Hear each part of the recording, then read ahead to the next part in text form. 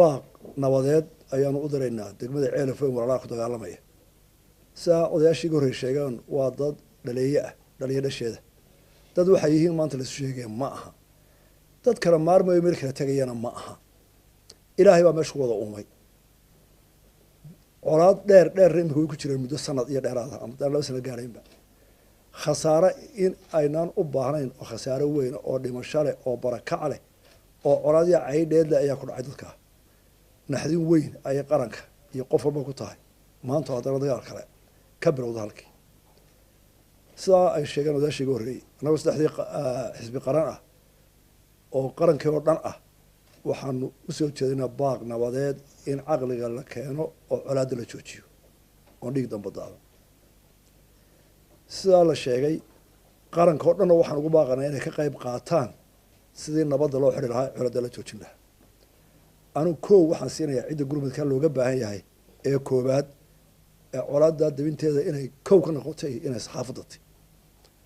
waayo saxaafaddu iminka aynu hadlaynaa way meel walba gaadhsiinaysaa wixii waraa wanaagsan iyo nabad raadinta iyo isu soo jiididda kow bay saxaafaddu ka noqonaysaa marka idinka waxaan idka codsanaya anagu saddex xisbiya inaad koow ka noqotaan nabadda taa iminka socota colaadda dabinteeda iyo kuwa kaleba laba xukuumaddu way dadaashay waa kusii boorinaynaa inay ka howlgasho joojinta iyo nabad dhiska colaad joojinta iyo nabadeynta shirkani maanta siduu ku yimid markii dhilada soo dhacday shalay jimcihii aniga cabdiraxmaan baa kulanay arrintaan wax iska weydiinay waxay noola muuqatay in saddexdii xisbi iyo xukuumad iyo bulshadaba aynu ka howlgalno in arrintan laga wada howlgalo xalay waxaanu arrinta axkeenu ka bilownaa waxaanu aynu guurta ka bilowna guddoomiyaha guurta xalay labadaydu waanu aragnay ninka la yidhahdo guddoomiyaha guurta inta aan idiin sheeginay sida loo howlgalaa baanu ku wada howlgalay xukuumaddana waa wargelinay waananu wadaynaa qaranka oo dhan hadday tahay madax dhaqameed hadday tahay mushtar hadday tahay culimo hadday tahay dhalinyaro maanta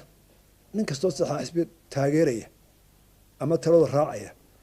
waxaanu ka codsanaynaa inuu u jeedsado nabadeynta dalka oo dhan gaar ahaan taa maanta wax ka qabashadeeda waa naga go-aan waayo coladaasi waxay leedahay weji aada iyo aada khatar u ah